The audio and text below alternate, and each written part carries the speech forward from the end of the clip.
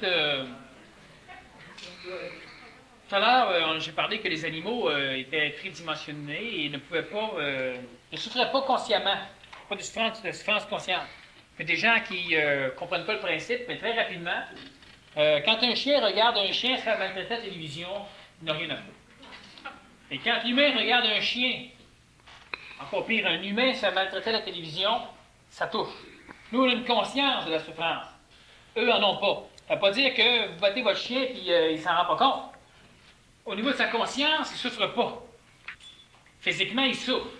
Et si vous revenez après, il va vous attaquer. De la mémoire, il y en a. De l'ego, il y en a. Il parle de conscience. Par exemple, si vous voulez que chaque chien envoie une partie de son assiette de bouffe au Bangladesh pour aider les chiens là-bas, même si vous leur montrez des photos de chiens tout de même, il n'y a rien se passe. Bon. Avec l'humain, par contre, la souffrance, il ne connaît pas le monde quand il montre tout nu, là, puis tout mec, il ne le connaît pas. Il ne veut même pas le connaître. Mais ça va le toucher. Alors, il y a une conscience au niveau de la souffrance. Bon. Puis la plante, c'est encore moins. Fait que c'est pas que quand vous rentrez chez vous, vous battez votre chien, vous lui arrachez les pattes, c'est pas grave, il ne souffre pas. Physiquement, il va souffrir, comme vous souffrez physiquement. Mais au niveau de la conscience, il ne souffre pas. Autrement dit, le chien n'est pas conscient qu'il souffre. Il est différent. Tandis que l'humain est conscient qu'il souffre. Exactement comme le chien ou l'oiseau fait un nid. L'oiseau sait comment faire un nid, mais l'oiseau ne sait pas qu'il sait comment faire un nid. Même affaire au niveau de la souffrance. Il souffre, mais il ne sait pas qu'il souffre. Nous, on souffre et on sait qu'on souffre. Nous, on peut s'écœurer de souffrir. On peut souffrir les autres. On peut en mettre. Le chien ne fera pas ça. Donc, arrachez pas les pattes à vos chiens en revenant chez vous.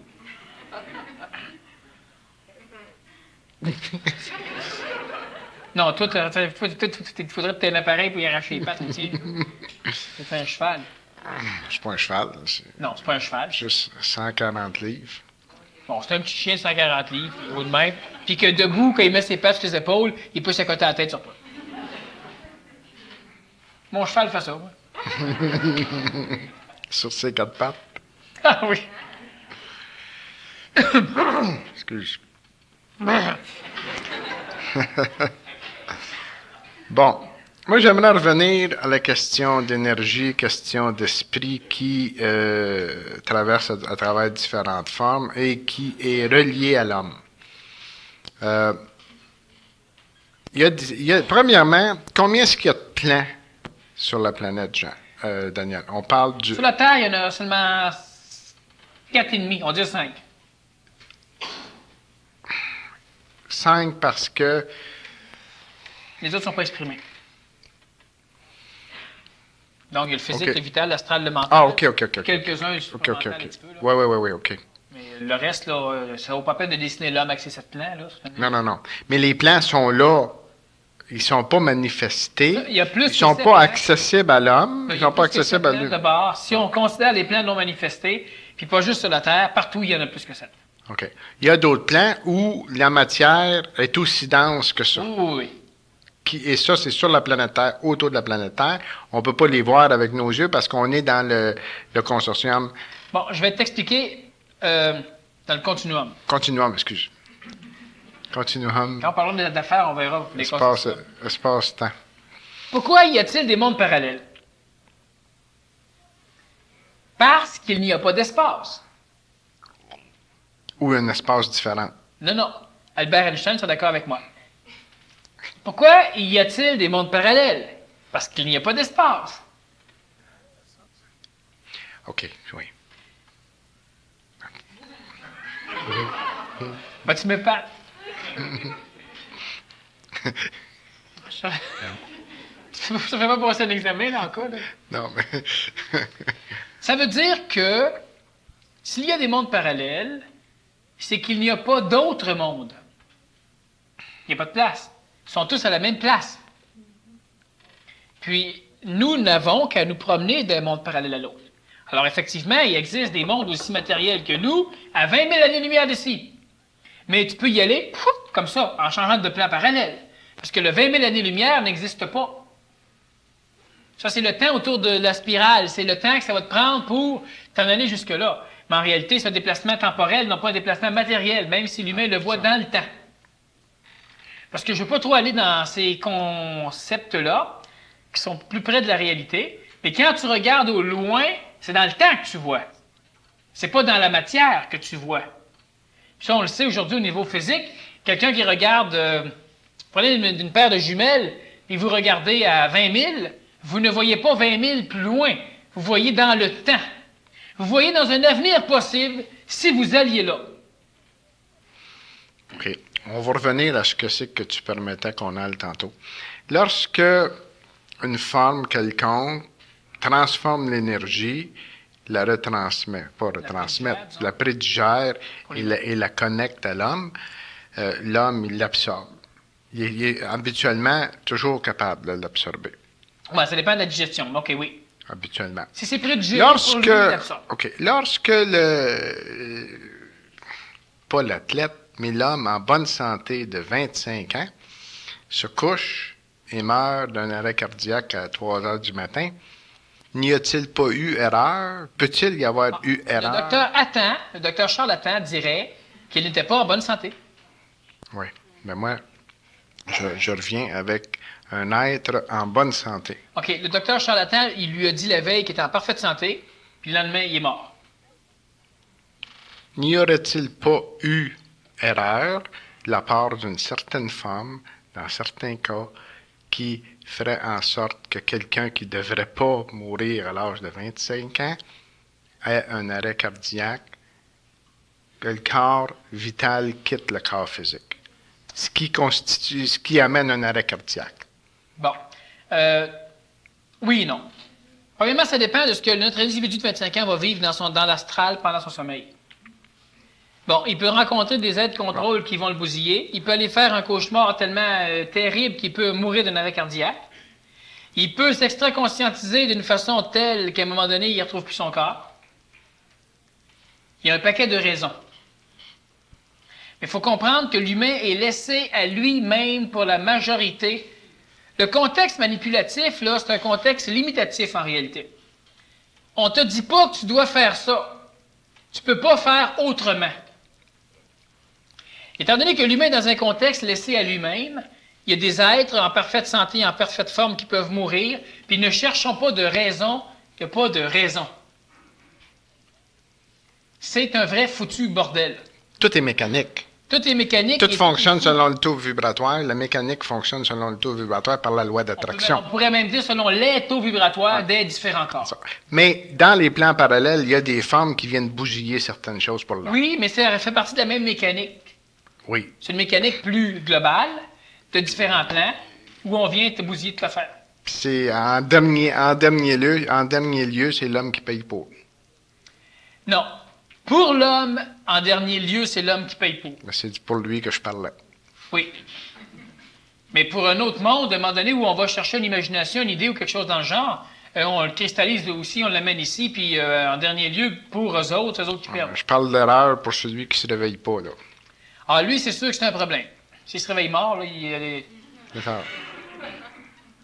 Effectivement, c'est un problème. Sauf qu'il faut comprendre, c'est que du point de vue humain, le cosmos n'en a rien à foutre. La personne de 85 ans est encore en vie. Exact. Le cosmos, lui, il n'en a rien à foutre. Ça, c'est important de comprendre l'idée que c'est entre nous que ça se passe, puis que nous pouvons nous entraider. Puis, mais le cosmos, il n'y en a rien à cirer, il n'y en a rien à foutre, ça ne le regarde pas du tout. Parce qu'il n'y a pas de volonté. La volonté est en arrière des voiles de la grande lumière. Ouais, tu cognes à la porte du paradis, tu dis « Hey, vous êtes trompé de gars! » Ils vont te dire « Écoute bien, le petit, là. Veux-tu rentrer? » Fait que tu te pousses en courant. Rien. Pourquoi, par exemple, lorsqu'un gars fait une fille fait une folie avec son automobile puis va heurter quelqu'un d'autre, un autre automobile, c'est quasiment toujours ceux qui n'ont rien à voir là-dedans qui sont les plus blessés ou ceux qui meurent. Ça, c'est la Terre. Quoi, t'as frappé quelqu'un dernièrement?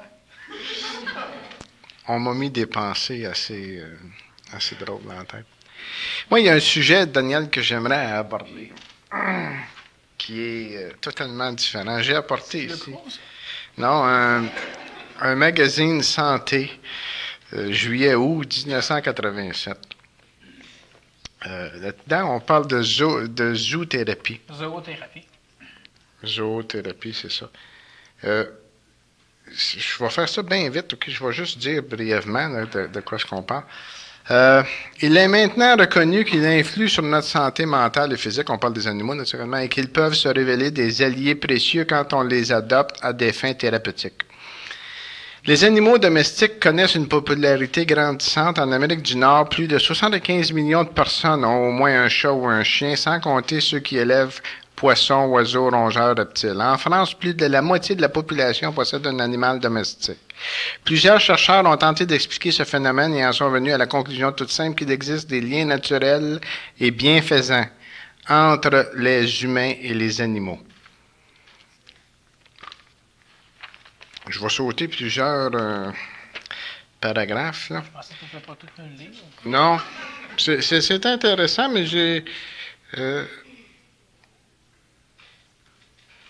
Ah, OK, oui, celle-là, je suis censé le lire. La présence d'un animal dans notre vie a des effets mesurables tant sur notre santé mentale que physique. C'est ce que révèlent les études menées par le Center for Interaction of Animals in Society à Philadelphie et par le Center of the Study Human-Animal Relationship and Environmental à Minneapolis. Qu'il s'agisse d'un chien, d'un chat, d'un canari ou même d'un poisson rouge, l'animal de compagnie nous assure un meilleur équilibre en nous apportant un réconfort moral et affectif. Mais il joue un rôle encore plus important pour les personnes qui vivent une période difficile, qui éprouvent des problèmes relationnels ou de communication ou qui souffrent d'isolement ou d'insécurité. En plus de leur offrir une sécurité émotive, les animaux domestiques les aident à combattre la solitude et leur donnent un sentiment de confiance et d'estime de soi. Selon le psychothérapeute américain Boris Levinson, les animaux nous aident à acquérir un meilleur équilibre émotif, ce qui représente un bouclier efficace contre la maladie. Il a été aussi démontré que le simple fait de caresser un animal abaissait la pression artérielle. Le docteur Bust de l'Université de Washington va même plus loin en affirmant que les relations privilégiées que nous avons avec notre animal favori modifient notre pouls et augmentent notre production d'anticorps. Quant au docteur Erika Friedman de l'Université de Pennsylvanie, elle croit que les animaux de compagnie contribuent à diminuer le stress, à réduire les troubles nerveux et même à les prévenir. OK, si on prend ce que je viens de lire comme étant pas mal juste. C'est juste. Qu'est-ce qui se passe au niveau occulte pour que, justement, le pouls se régularise, que les troubles nerveux diminuent, ainsi de suite, tout ce que j'ai nommé tantôt. Simplement, c'est que l'animal sert de... Un être humain qui a la capacité de se désinhiber est un être humain qui se dirige nécessairement vers la santé, puis l'animal permet à un être humain, un homme, une femme, un enfant pogné, d'arriver à une désinhibition. La désinhibition, c'est lorsque tu laisses circuler l'énergie, donc lorsque tu cesses de la capter, de la ramasser, puis de la bloquer, puis de vouloir la canaliser. Lorsqu'un être humain... Bon, l'être humain qui est libéré avec son animal n'aura pas ces résultats-là. On parle de quelqu'un qui va aimer l'animal, donc qui respecte l'animal. Bon, quelqu'un qui ramasse un chat puis qui joue avec de même et qui s'en fout, sa pression artérielle ne baissera pas rien de ça. Bon. Il salue le chat d'ailleurs. Maintenant, on parle donc d'amour. L'amour, c'est quelque chose qui, si elle est désinhibée, donc elle va respecter l'animal. Ton petit oiseau, tu vas y acheter ce qu'il a besoin, tu vas le prendre s'il veut venir, s'il veut pas, tu le mets dans sa cage, tu n'exigeras jamais qu'il t'aime. Sauf qu'entre êtres humains, on exige. Entre êtres humains, on est libéré. On exige.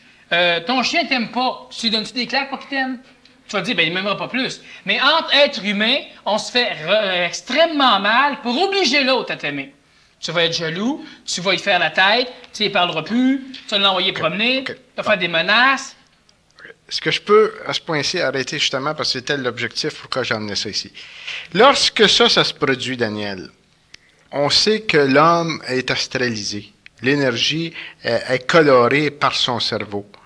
Est-ce que la manifestation de l'astral animal n'a certainement pas les mêmes lois que la manifestation de l'astral humaine, mais lorsque ça passe par un animal, ils sont plus capables les autres formes ne sont pas capables d'utiliser la forme de la même façon qu'ils vont utiliser un homme. Exemple, justement, ici, on dit que ce qu'on dit aux enfants, là, dans certains cas, la prochaine fois que vos enfants se chamailleront, dites-leur qu'ils dérangent le chien ou le chat. Vous détenez peut-être une recette miracle pour mettre fin aux cris et aux larmes. Là, automatiquement, l'astral avait main basse sur la bonne femme ou le bonhomme. Oui. Puis en passant par le chien, ils sont plus capables. Bon. Ce qui arrive surtout, c'est que l'animal n'a pas d'ego humain. Puis un ego attire un ego. Si moi, je veux parler à mon chat, si mon chat veut rien savoir, je peux rationaliser en disant « Oh, les mots du chat, c'est-tu niaiseux? Bon, le chat veut rien savoir de toi. » Si je suis plus désinhibé avec moi-même, quand je m'approche de mon chat, je vais le flatter un peu, puis s'il s'en va, je vais trouver correct que le chat s'en aille s'il ne veut pas. Le peu d'ego qu'il y a dans le chat ne peut pas amener et raviver mon ego. C'est sûr que si je m'aime vraiment pas, je vais préférer un chien, considérant que les chats sont épais. Parce que je pourrais pas têter le chien, le chat autant que je peux têter mon chien. Si tu prends par exemple l'exemple des enfants, c'est que les enfants, eux, ont une tendance, tous les humains qui aiment leur animal, c'est sûr que si c'est un chien qui n'a rien à cirer, ils vont continuer à chamailler pareil, le chien, ça ne les dérange pas. Si c'est un chien qu'ils aiment, tu pourrais même dire ça d'un pitou. Okay? Ou encore, vous dérangez le petit Jésus. Ça marche.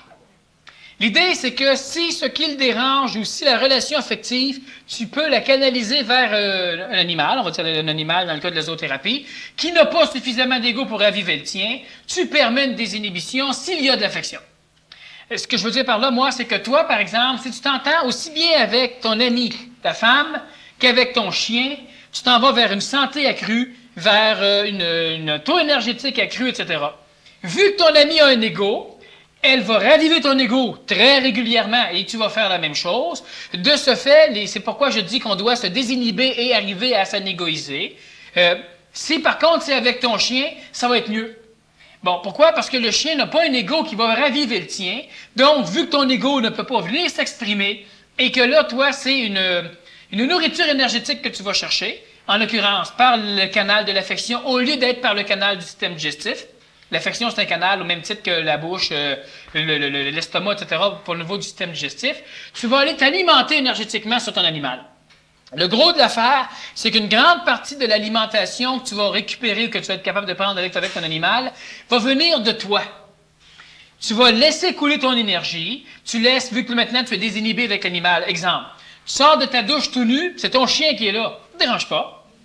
Tu es désinhibé. Ton serin, ton chat ou ton poisson rouge, ça ne te dérange pas, tu es désinhibé. Et quand je parle désinhibé, c'est pas libéré. C'est que tu ne te sens pas violé dans ton espace vital. Bon, tu vas te mettre à pleurer, ton chien est là. Il n'y aura pas de problème. C'est sûr, si le chien se met à pleurer plus fort que toi, vu qu'il y a... Non, ce qui va arriver. Mais ça peut être, mettons, tu seras désinhibé avec ta femme, puis tu te mets à pleurer, puis tu l'atteins, tu vas arrêter. Même chose que pour ton chien. Mais ce que je veux dire, tu vas te laisser être. Tu as le goût de chanter, ton chien dans la maison, tu vas chanter. Mais si c'est un humain, je ne chanterai pas nécessairement. Tu as le goût de t'habiller d'une façon particulière, tu vas jouer avec ton chien. Tu as le goût de t'évacher à terre en écoutant la télévision, ton chien vient, ton chat vient, ne dérange pas. Si c'est quelqu'un d'autre, tu t'assois dans ta chaise. Parce que tu es désinhibé avec toi-même, tout en ayant la possibilité d'une relation affective avec un être vivant. De très bon niveau, la relation affective. Mais habituellement, tu n'en as pas. Donc, ça devient un très, très bon niveau quand tu n'en as pas. Une personne âgée qui est toute seule, une personne malade, une personne dépressive, si elle peut vivre une relation affective, c'est de très bon niveau. Ça serait beaucoup plus énergisant si elle pourrait la vivre désinhibée avec un être humain. Sauf que parce que l'être humain a des égos, les égos ne veulent pas que l'humain avance, les égos ne veulent pas que l'humain bouge, ben nécessairement, il y a toujours des guerres d'égos, les entités viennent te manipuler au maximum. Une entité peut manipuler un chien, mais ça ne grimpera pas ton égo. Donc, ne grimpant pas ton ego, c'est beaucoup plus ton rayonnement qui va venir imbiber le chien. L'astral ne peut pas rester dans un chien qui est imbibé de l'énergie d'un être humain qui l'aime. Fait que l'astral n'a pas de touche. Elle peut toucher un chien et l'envoyer tuer quelqu'un. Bon, sauf que si tu es dans un cadre imbibé, comme par exemple un chien qui attaque un enfant qui le tue, si le maître est aimant et le maître est présent, le chien ne sera jamais manipulé pour aller tuer un enfant. Bon, même si l'enfant vient jouer, prendre des affaires du chien, etc., ça ne fonctionne pas. Mais si le maître n'est pas là, Même si le maître est correct. Si le maître n'est pas là, selon la génétique du chien, puis un enfant se pointe, ça peut être une raison pour qu'une entité rentre dans le chien puis vienne tuer l'enfant. Comme ça pourrait rentrer dans un adulte, tuer l'enfant aussi. Une entité du monde de la mort humain. Une entité humaine. Humaine. Oui, il va rentrer dans un animal. Il ne viole-t-il pas une loi lorsqu'il rentre dans un... Non, il ne viole pas une loi parce que ton chien est suffisamment imbibé de la présence de l'humain que ton chien est humanisé. Ah. Donc, il n'y a pas de problème. Mais ça ne rentrera jamais dans un loup. Si un loup tue un enfant, c'est que le loup allait dans une loi naturelle de protéger son territoire, etc.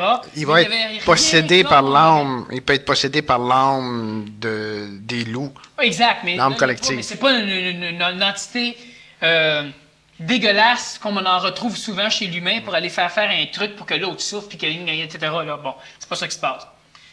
Donc, si l'humain est désinhibé convenablement, l'humain va apprendre à se nourrir énergétiquement, émotivement, affectivement, de plus qu'un corps, comme il mange plus qu'un aliment pour avoir un équilibre physique correct.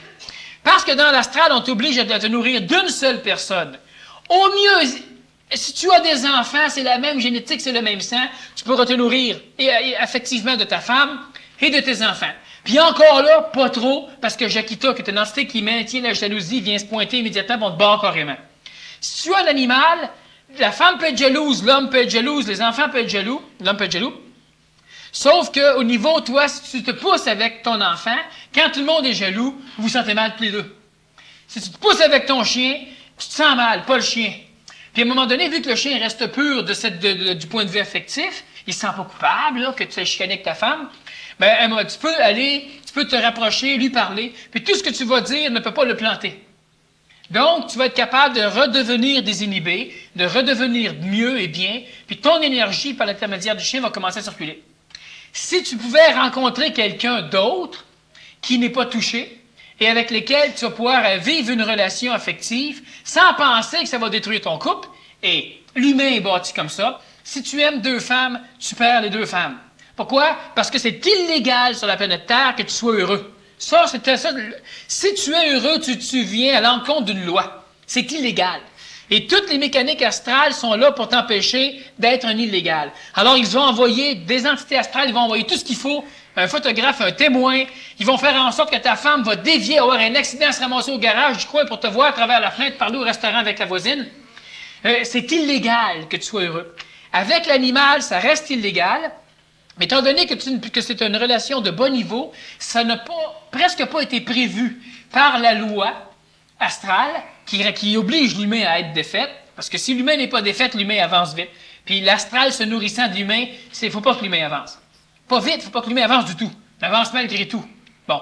Alors, la zoothérapie, elle est utile parce qu'elle fait en sorte que, n'étant pas capable de vivre une relation affective désinhibée avec un être humain, tu vas pouvoir en vivre une de bon niveau qu'un animal, bien nécessairement, la circulation d'énergie va se remettre en branle.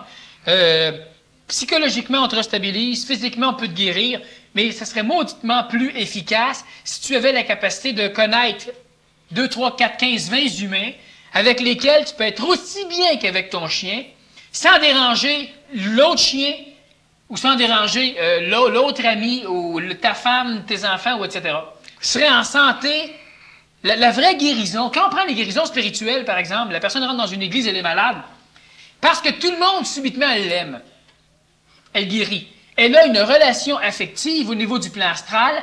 On restructure son astralité, ça restructure sa vitalité, donc ça repère sur le plan physique. Sauf qu'après 2, 3 miracles, tout le monde veut tellement l'avoir pour lui, son miracle, qu'on ne peut plus aimer la personne gratuitement comme on le faisait avant. Autrement dit, et ça fait longtemps que on sait ça, un enfant qui est un être humain malade, s'il pouvait être placé dans un contexte, une ferme par exemple, ou dans un endroit où il y a plusieurs animaux, qui viennent le lécher, qui viennent se coller sur lui, qui viennent le caresser, la personne va aller vers une cure très rapide, une cure complète, là. Pas juste une amélioration partielle, elle va aller vers une guérison.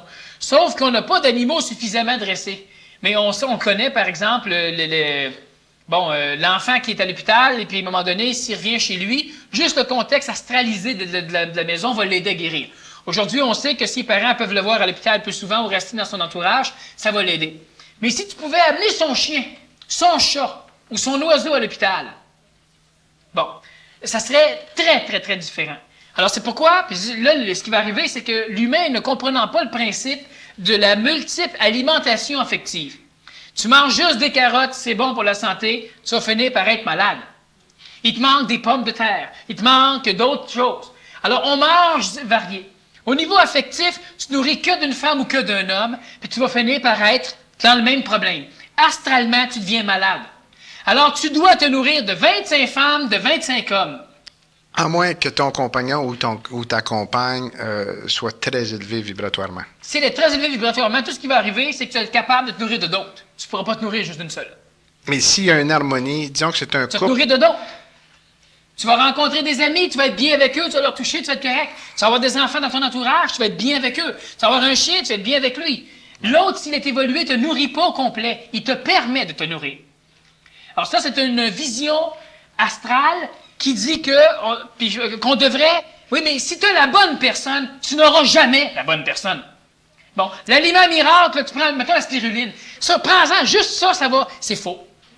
C'est génial, c'est bon, mais tu auras besoin de d'autres choses. Alors, c'est une vision astralisée que le couple, si tu as la bonne personne, tu vas être parfait. C'est tellement faux que la femme aura besoin d'avoir des enfants à un moment donné, ne pouvant se permettre astralement d'aimer d'autres, avec des enfants, ben, le bonhomme devrait comprendre que tu aimes les enfants. La bonne femme devrait comprendre que tu aimes les enfants. Mais tu as besoin de d'autres aliments. À un moment donné, veut pas, le gars, il commence à sortir ailleurs, la fille, elle cherche d'autres affaires ailleurs, et c'est tout cristallisé, tout problématisé, on ne peut pas se nourrir. Et on devient malade, on devient stressé, etc. J'ai déjà dit à un moment donné en conférence que la santé parfaite va nécessairement passer par la nudité. Bon, puis, mais pas, tu te mets nu, tu es en santé, c'est pas ça. Ce que je dis, c'est, puis on pourra revenir à un moment donné là-dessus, mais nécessairement, l'harmonisation du corps astral, du corps vital, du corps physique, passe par une relation affective qui ne peut pas être bloquée, qui coule. Avec la zoothérapie, on s'autorise à aimer parce que les entités humaines ne peuvent pas être présentes dans l'animal que tu vas aimer, et difficilement dans l'intellect astral des individus.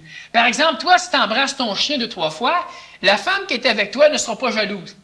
Mais si tu rencontres une femme que tu aimes bien, ta secrétaire, une amie, n'importe quoi, tu l'embrasses 2-3 fois, à coup sûr, dans 98% des cas des humains, ta femme va vivre un problème.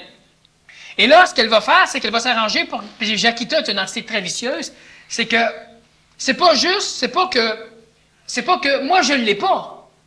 Jaquita qui manipule une entité va s'arranger pour que toi, tu ne l'aies pas non plus. Mieux vaut qu'on soit tous les deux malheureux que toi heureux. Si je suis manipulé par Jaquita, qui bâtit la jalousie. Alors, ce qu'il faut comprendre, donc, c'est qu'avec la zoothérapie, mais ça, c'est très animal comme phénomène, on doit développer une compréhension de ce que c'est que l'affection en fonction de la vie, de la santé des corps et de l'arbre du bonheur, de la joie. Ça veut dire que si, par exemple, ma mère me dit « tu manges des pommes », ben, je mange des pommes, elle est heureuse. À un moment donné, je suis infidèle. Elle me prend avec une carotte. Puis là, c'est la colère, là, je suis en punition. C'est ça, l'amour humain actuellement. Alors toi, tu vas te tenir, par exemple, avec ton ami, puis à un moment donné, tu as besoin de l'énergie d'un autre. Gars, femme, enfant. À coup sûr, ça va te permettre, ça, de restaurer ta santé. À coup sûr, ça va te permettre d'être plus vibrant. D'ailleurs, elle va le voir. Si tu manges juste des pommes, la journée où tu prends des carottes, tu es un peu mieux physiquement. Tu ne seras pas en parfaite santé, mais ça peut paraître. Alors, si tu es toujours avec la même femme, puis qu'à un moment donné, tu sors avec une autre, une soirée, quand tu reviens à la maison, tu as les yeux étincelants. Tu sais? Pourquoi? Parce que tu viens d'aller chercher une alimentation qui te manque depuis longtemps. Et qu'est-ce que la personne va faire, elle? C'est que Jaquita la ramasse. Et Jaquita, c'est une des entités les plus présentes. Elle, c'est la plus grande limitatrice de l'émancipation humaine. Alors, elle attend. Puis ta femme, te voyant heureux, devrait être heureuse. Puis elle devrait bénéficier de ton énergie. Puis comment ça a été? Toi, tu es tout heureux. Tu vas avoir tout ce qu'il faut pour elle ce soir. Tu arrives heureux. Ça serait d'un emploi, tu as rencontré un de tes vieux amis, ça peut être un gars, ça ne change rien. Mais la femme va être jalouse. Elle va avoir peur que tu rencontres encore ce gars-là. Elle va avoir peur que tu rencontres encore cette femme-là, ou que ton emploi, tu l'aimes trop, elle n'aimera pas ça. Pourquoi tu es heureux? Tout faire. Et là, qu'est-ce qu'elle va dire? Elle va dire, ah oui, hein, c'est parce que tu as vu l'autre, tu veux te faire pardonner, là, que tu m'amènes au restaurant un soir, puis que tu m'achètes, puis que tu me fais un petit massage. Je ne vais pas me faire pardonner, je suis heureux. Donc, j'ai le goût de continuer à faire circuler. Mais l'entité jacquitienne va s'arranger pour que l'individu manipulé ait l'impression que tu veux te faire pardonner une faute. Parce que c'est une faute sur la planète d'être heureux. C'est illégal. Alors, l'humain, en tout cas, il y en a encore bien d'affaires pour que l'humain se libère de ces entités-là. Mais la santé, la longévité, procède par l'acceptation de s'alimenter d'une façon transparente avec d'autres corps physiques qui prédigèrent l'énergie différemment. Et je ne peux pas, moi. Moi, je prends une énergie, je la digère d'une certaine façon, ça me va. Mais par exemple, si je prends de l'herbe, je mange de l'herbe, je ne peux pas la digérer. Si la vache mange l'herbe et que je mange la vache, je peux digérer. Donc, c'est prédigérer l'herbe. Alors, et ça, l'humain doit comprendre qu'au niveau astral, au niveau vital, les relations que nous avons ensemble, en plus d'être conscientiatives, c'est-à-dire que d'ego à ego, on peut se voir, mais elles sont essentielles du point de vue de la nourriture des corps supérieurs au corps physique. Et ça ne veut pas. Bon, pendant longtemps, même au niveau du plan physique, manger de telle nourriture le vendredi, pas bon. Manger du poisson dans certaines religions, dans certaines philosophies, jamais. Dans d'autres, tu ne mangeras jamais de viande. Dans d'autres, tu ne mangeras jamais de tel légume parce que ça l'amène ça.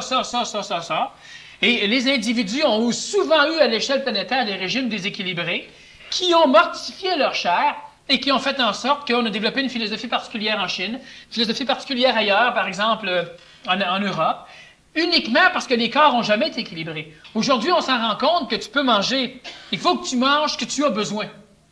Mais il n'y a plus, ou presque plus personne qui va dire que c'est manger juste de la laitue, ou être végétarien, ou être carnivore, ou être ceci, ou être cela. Ça amène la folie, ça amène ceci, ça amène cela. Alors qu'il y a eu un temps où on te punissait, il y a encore des pays aujourd'hui, hélas, où on va te punir même jusqu'à la mort si tu manges des aliments interdits, qui n'ont comme seul effet secondaire que d'améliorer ta santé. Plus émancipé, ben là, écoutez, on mange ce qu'il faut. Mais au niveau du plan vital, du plan astral, au niveau de la nourriture énergétique à ces niveaux-là, on est encore très barbare. On ne veut pas. Alors toi, tu rencontres ton neveu, ta nièce, tu es bien avec, tu veux t'en rapprocher. Toutes les structures de culpabilité, de ceci, de cela, de déviance, d'anormalité vont t'empêcher d'aller te nourrir.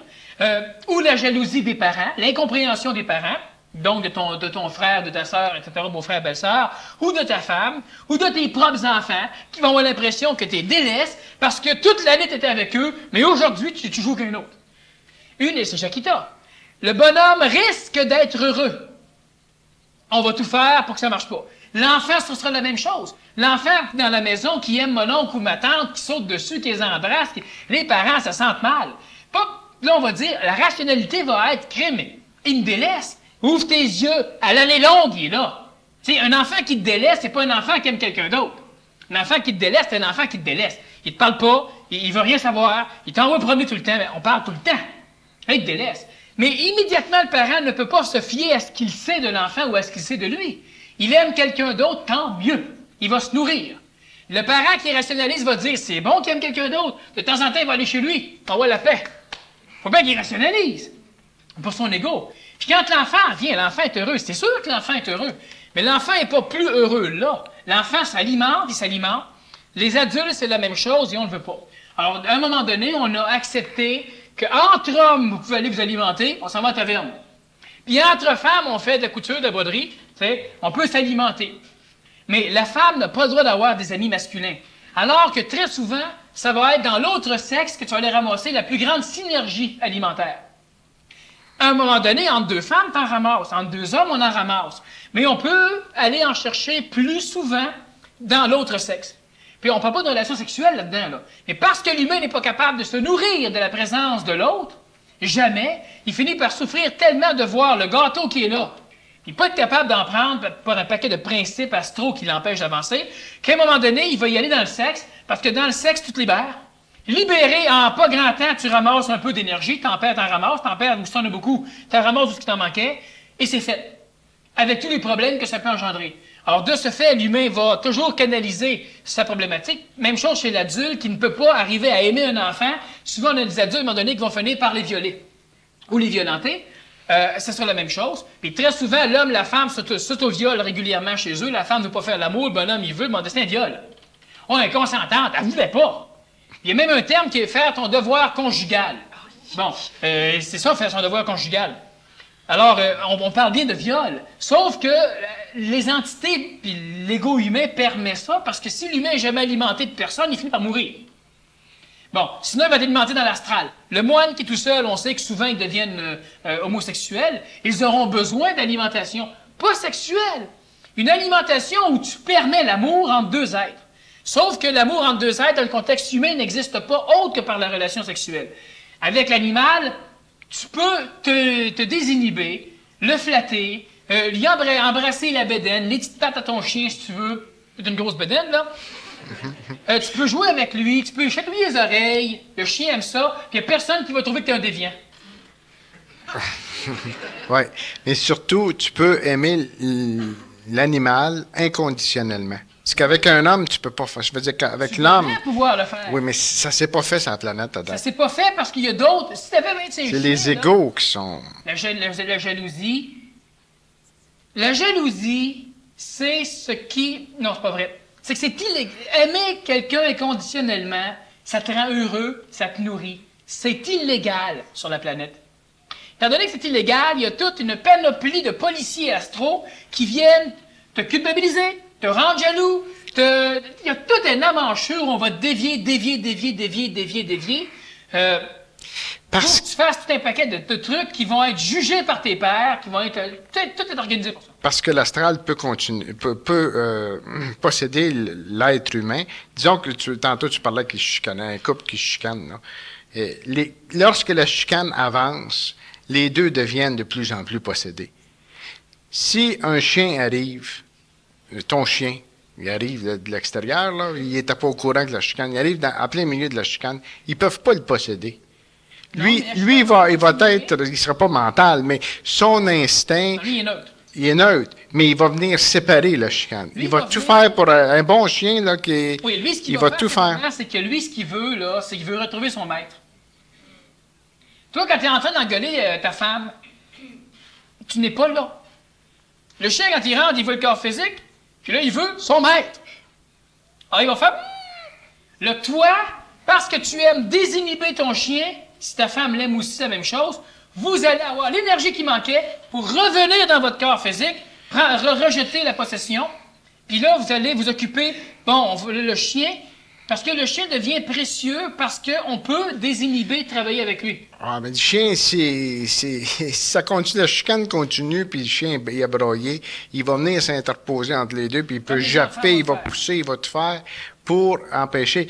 Il n'est pas possédable par l'astral pour mettre de l'huile sur le feu. Non. Dans 99% du temps. C'est-à-dire que, c'est ça, les lois permettent...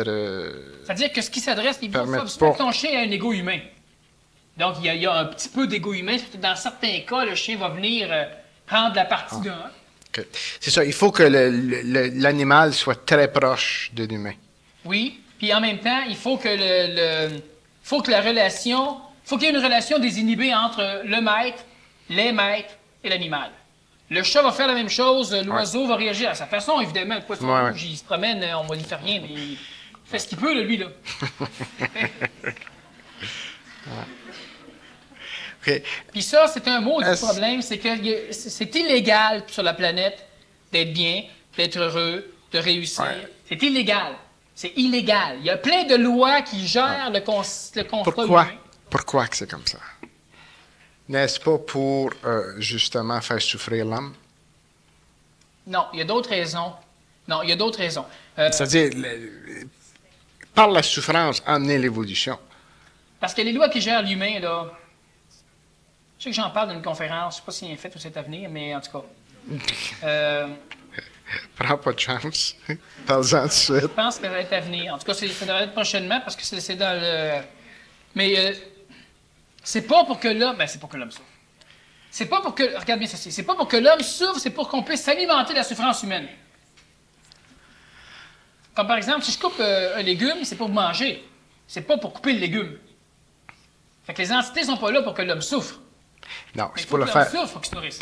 Oui, c'est ça. C'est ce que je... Nous, ce qu'on fait, Au lieu de se nourrir entre nous, on nourrit les entités. Au lieu d'haïr les entités, on s'haït entre nous. Mais Daniel, on commence à peine de réaliser qu'on n'est pas tout seul sur la planète. Ah, ben, je sais pas, moi, ça fait longtemps que... Envoyez-le, je pense que c'est bon. Ah ouais, mais c'est récent. T'as pas 85 ans, là. Bon. C'est bien intéressant. Un peuple... Je suis bien plus intéressant que t'aurais vu, moi, là.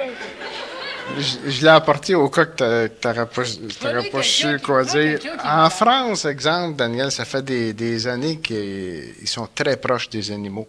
Est-ce que ça reflète... Ça, on l'avait remarqué. Ils sont très près. Non, mais pas dans le sens que vous le riez, là. Qu'est-ce que ça signifie comme peuple? Un manque de compréhension au niveau des humains qui vont chercher chez l'animal ou un signe d'évolution? Un signe d'évoluer? C'est un signe d'évolution avec un signe d'inconscience.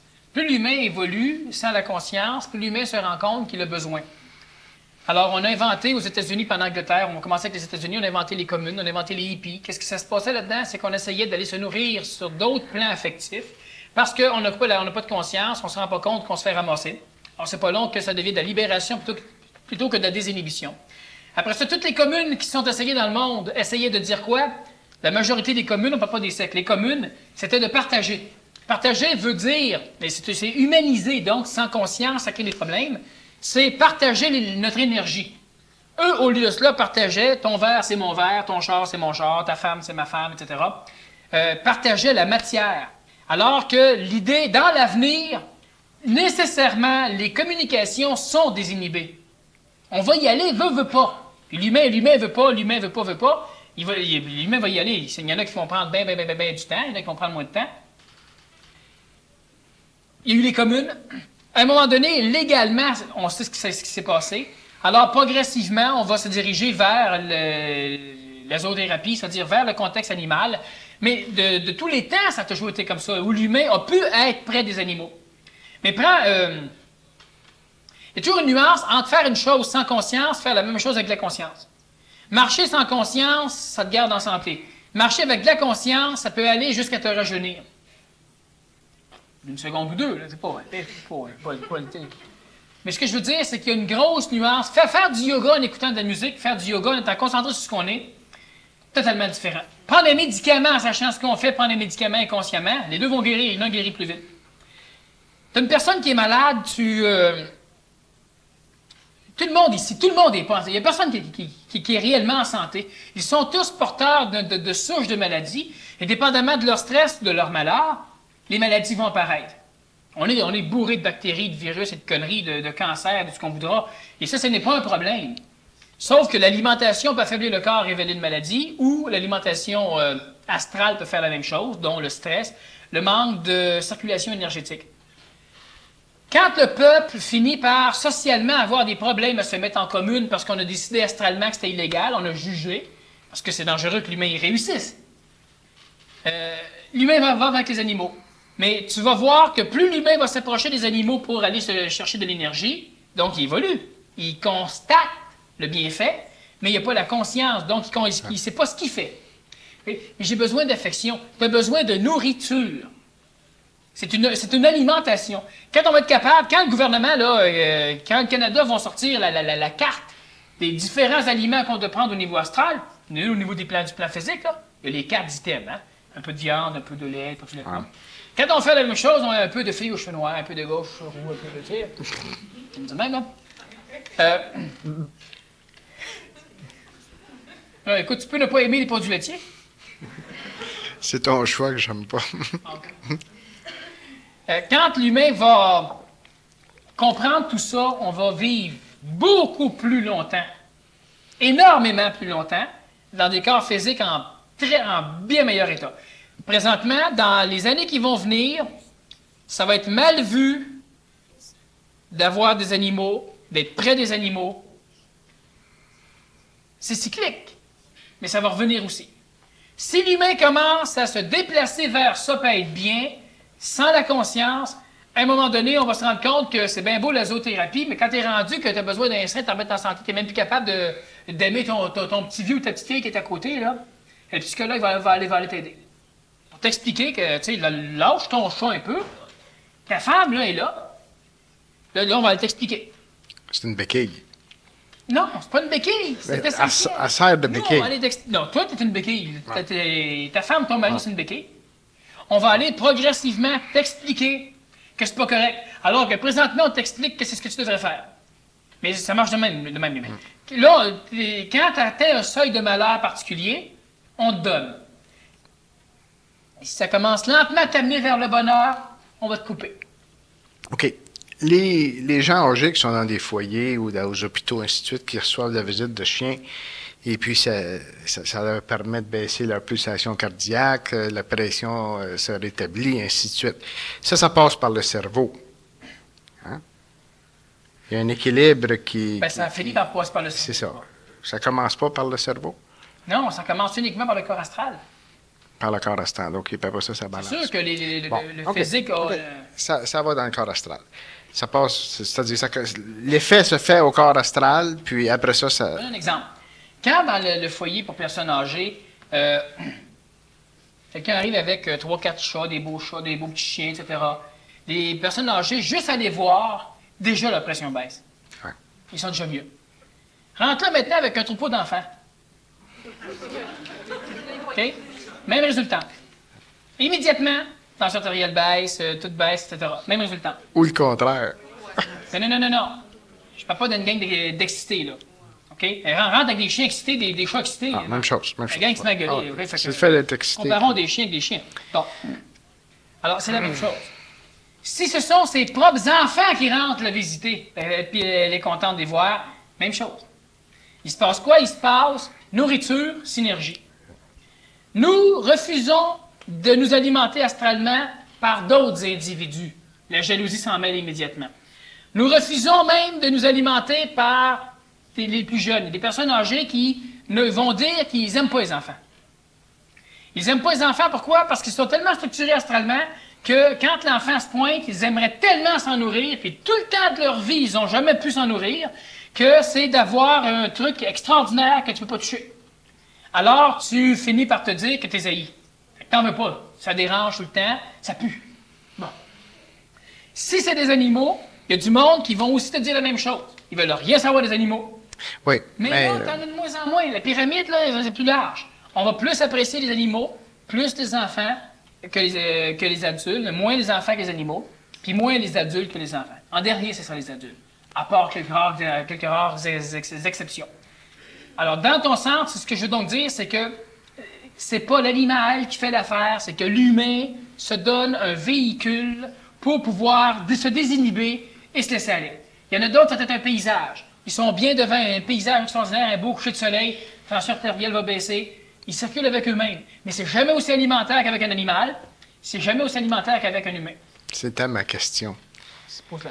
Arriver justement, ce que l'animal amène à ces gens-là, en regardant à l'extérieur s'il y a un beau paysage, ils peuvent avoir la même réaction qui va occasionner le même résultat. La pensée, s'ils entretiennent des pensées, ils peuvent arriver à la même chose. Non. S'ils sont capables d'entretenir des pensées. Non, parce qu'il te manque, c'est une énergie, une synergisation que tu vas faire avec toi-même. Mais tu n'as pas l'aliment. OK, quelqu'un fait, par exemple, de la méditation, Daniel, il s'installe dans un lazy boy, il n'y a personne qui vient de visiter avec un chien, puis il fait une demi-heure de visualisation de choses qu'ils aiment. Tout baisse. Alors, le résultat est le même. Oui, puis dans 6 mois, il va faire la même chose, puis il n'y aura pas le résultat. Tandis qu'avec l'animal, il va l'avoir. Il va l'avoir encore. C'est ça, parce que là, OK. Une énergie alimentaire. C'est qu'il n'est pas bloqué par l'animal, il n'est pas bloqué par des mondes parallèles, tandis que non, c'est parce personnellement, ils peuvent être bougillés. Non, c'est qu'avec l'animal, tu vas aller chercher son énergie à lui. Elle n'est pas imaginaire, tandis que de l'autre façon, elle est imaginaire. Puis l'autre, tu vas faire circuler la tienne. Et quand tu vas l'avoir tout consommé, c'est comme ton gras. Tu as du gras, mais à un moment donné, si tu te mets à t'en servir pour t'alimenter, tu es bon dans un bout de temps. Mais à un moment donné, tu ne pourras plus. Bon, alors c'est un peu la même chose. Au niveau affectif, on a plein d'amour caché en nous. Il y en a de l'énergie affective cachée. Elle ne circule pas. Si tu aimes le chien, t'en libères. Puis le chien, lui, il t'aime, il te la redonne. Fait que là, tu peux t'aimer. Si tu aimes le chien, puis le chien t'aime, tu t'aimes. C'est toujours la même chose. Quand tu vas dire à quelqu'un, je t'aime, s'il te refuse, lui, là, c'est toi qui es planté. Parce que tu ne peux pas t'aimer. Alors, tu préfères être dans l'espoir que probablement que tu es un gars aimable, donc que les gens t'aiment. Mais tu sais que tu es aimable si on t'aime. Si tout le monde t'haït, tu t'haïs. Tu ne peux pas savoir que tu es aimable si on t'aime pas. Il faut un retour d'énergie. Avec toi-même, tu vas faire fondre lentement. Tu vas faire fondre tes graisses astrales. À un moment donné, tu peux plus t'alimenter. Avec l'animal, il y a ton énergie qui passe, mais il y a la sienne. Par contre, l'alimentation de bas niveau. Avec un autre être humain, et pas toujours le même. Tu vas aller chercher différents aliments énergétiques. Qu'est-ce que tu entends par de bas niveau? Quand tu parles de bas niveau, ça veut simplement dire que, disons que tu as un cancer à 100%, avec un chien, tu vas le guérir à 10 ou 20%. Avec un être humain, tu vas le guérir à 80 ou 100%. Par rapport au taux vibratoire Oui. qui... Quand je parle de bas niveau, c'est pas... c'est en termes de qualité. C'est un peu comme aime quelqu'un en lui écrivant des lettres, tu as une relation affective de bas niveau. C'est-à-dire que la relation affective n'est pas forte. Elle est belle, elle n'est pas forte. Bon, avec le chien, elle est aussi belle qu'avec un être humain, c'est la même chose. Tu peux pas me dire, toi, là, que tu n'aimes pas, faut pas le dire fort, là, mais tu aimes ton chien autant que tu m'aimes moi. Dans la forme. C'est la même chose. Non, c'est pas pareil. Je sais que c'est pas pareil. Non, pas moi, parce que t'es inhibé.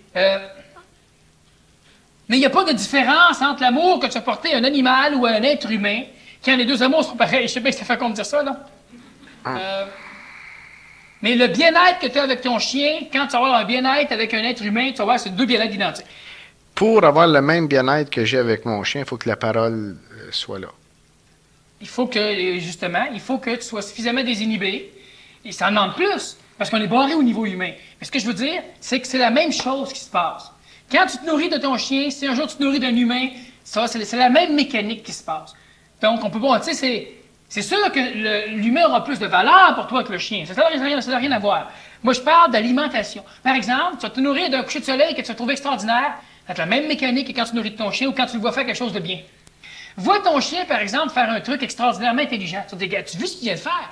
Vois ton enfant de 4 ans qui commence à faire des choses intelligentes, même affaire. Ouais. OK? C'est sûr, si tu as choisi entre ton enfant et ton chien, c'est pas ça. Il faut que l'humain ne mélange pas les choses, là. Mais c'est la même mécanique. Donc, tu vas te nourrir autant, moi je vais dire, tu te nourris autant affectivement de ton chien que de ton enfant. Mais la valeur, tu vas attacher plus de valeur à l'enfant. Mais c'est la même alimentation. Si j'ai du choix, le chien peut s'endormir, c'est évident. Sauf que c'est la même mécanique alimentaire. L'humain ne voudra pas admettre ça. L'humain va dire, voyons donc, tu te nourris bien plus d'un enfant que d'un chien. C'est faux. Même que souvent, et la preuve est dans ta revue, tu te nourris plus d'un chien que d'un humain. La présence du chien est toujours, je veux dire, est plus accessible qu'un être humain. Parce que tu vas te désinhiber en face du chien, tu es à l'aise en face du chien. Pas seulement que ça, le chien peut être toujours à côté de toi, tandis que l'être humain, il faut qu'il gagne sa vie, il faut que... Oui, mais c'est pas tellement ça. Toi, c'est sûr, pourquoi tu aimes que le chien se trouve à côté de toi? C'est parce que tu es en manque d'énergie. Parce que quand tu es bien sevré et que ça va bien, ton chien, il s'en va, tu s'ennuieras pas, il n'y aura pas de problème. Mais quand on est en manque, faiblesse psychologique, faiblesse physique, il faut l'infirmière souvent plus près, ou quelqu'un, ou ton chien, il te faut une banque d'énergie. Mais quelle que soit la banque d'énergie, c'est bon de l'avoir prêt. Il n'y aura aucun problème. Tu dis des fois j'ai l'impression que tu me parles personnellement. Mais non, parle à tout le monde. Mais je vais te dire, ce qui me fascine avec mon chien personnellement, c'est de voir quand elle manifeste son ego.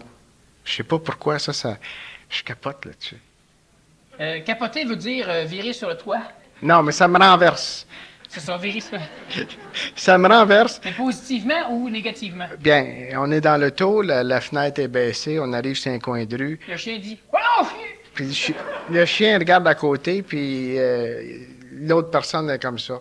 Fait que là, elle a son choker, elle va se branler là, pour faire du bruit. Puis là, la personne se revient de bord, là, elle est contente, là, qui joue à la queue branlée, elle a accompli ce qu'elle voulait. Le gars la regarde. Tu sais, parce que tout le monde la trouve belle, hein? Ils sont toutes... Ouais, c'est pas vrai. Jacques la trouve belle. Non. Ah. Les gens sont polis. Non. Non.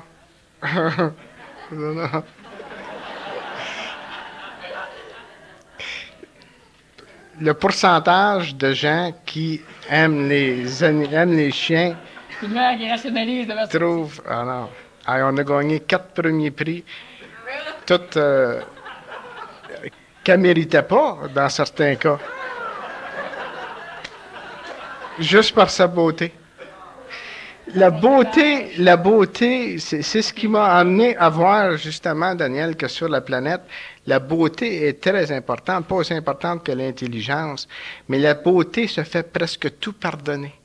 Oui, parce que la beauté te nourrit plus astralement, l'intelligence te nourrit mentalement. Moi, là, je suis un être intelligent. Si je rencontre quelqu'un qui est beau, je vais lui pardonner. Si je rencontre quelqu'un qui est laid, je vais lui pardonner. Si je rencontre quelqu'un d'intelligent qui est laid, il faudra qu'il soit intelligent pour que je lui pardonne. Puis je rencontre quelqu'un d'intelligent qui est beau, ce sera la même chose. La beauté ne fera pas l'effet. Mais pour la majorité de l'être humain, s'il est laid, on ne pardonne pas. S'il est beau, on lui pardonne, on lui donne, etc. Un enfant qui n'est pas beau, qui vient têter un adulte pour avoir 5 piastres, là, il l'aura pas. Un enfant, une petite fille, un petit gars qui est bien beau, qui s'en vient se faire du charme, etc., elle va l'avoir. Mais aussi hypocrite, aussi puante, aussi ce que tu voudras, elle va l'avoir. Bon. Puis ça, c'est parce que l'humain n'a pas de conscience encore. L'humain, il se fait ramasser. Le chien sera la même chose. Le chien qui est beau va effectivement gagner l'humain qui n'a pas de conscience.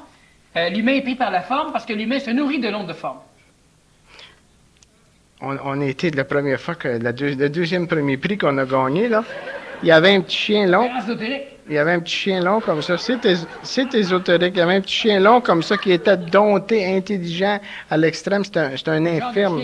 C'est un infirme qui l'avait, puis il faisait faire tout ce qu'il voulait. Il a fait sa démonstration, là. J'ai dit, c'est sûr que c'est lui qui va gagner. Pantoute. Tout le monde a applaudi. Une centaine de personnes applaudissaient, puis les juges étaient tous pour la beauté. Ah ouais. La gagné. C'est ça. Ça marche comme ça. C'est ça. Va à l'école, ça va des bonnes notes. Arrange-toi pour plaire au prof. Amène-y une petite pomme de temps en temps ou des fruits de lapin, des raisins secs. Non, tu mets des raisins secs. Ça fait que l'astral, il y a des lois différentes, du moins pour l'instant, les lois sont différentes pour les animaux que pour les humains. C'est-à-dire que non. De façon à ce qu'ils puissent utiliser pour l'utilisation. Ces 20 lois-là sont aussi pour l'homme. Il y a 80 autres lois pour l'homme qui n'ont pas d'effet sur l'animal. Les lois ne sont pas différentes. Il y a des lois qui ne concernent pas l'animal. Un peu comme le tribunal de l'adulte, le tribunal de la jeunesse. Il y a des lois. C'est ce que l'enfant n'a pas le droit de faire, tu n'as pas plus le droit. Mais la façon dont ça va être géré, c'est différent si tu as tel âge, tel âge. Alors, l'animal est régi par les mêmes lois que l'humain, mais l'humain a beaucoup plus de lois qu'il régisse qui régiront pas l'animal, qui régiront pas l'animal sauvage. Il y a 4-5 lois qui régissent l'humain qui vont maintenant régir l'animal domestique, pas l'animal sauvage. Et puis, après ça, on n'a plus. Après ça, on n'a plus. Qui régissent l'animal. C'est des lois humaines qui régissent l'humain pour empêcher l'humain d'avancer, pour empêcher l'humain de réussir, pour empêcher l'humain d'être heureux. Ça, c'est un principe là, que vous devez comprendre. Puis c'est même pas bordel. Il faudrait que vous rentriez ça dans le coco au coup de marteau. Physiquement, si vous mangez un seul aliment, vous allez finir par en mourir. Mais c'est la même chose au niveau humain. De ce fait, on va s'arranger pour avoir des amis. Mais on se limite bien gros. L'humain doit comprendre qu'astralement, il a besoin pour s'alimenter, pour avoir une santé physique, une longévité physique, santé vitale, santé astrale, d'être capable désinhiber, de se nourrir affectivement de plus d'individus. Il veut pas. Ah, mais c'est ici, c'est pas facile à dire. Un instant, il y a des dangers. Écoute, on en meurt si on le fait pas. Fait que parlez-moi-en des dangers de le faire.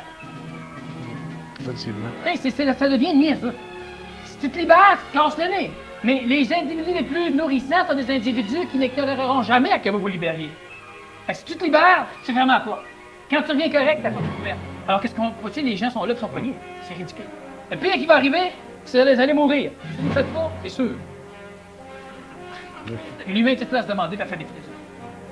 Alors, je fais une conférence vendredi prochain. Je ne sais pas c'est quoi les sujets, mais ça va être très, très, très, très bon.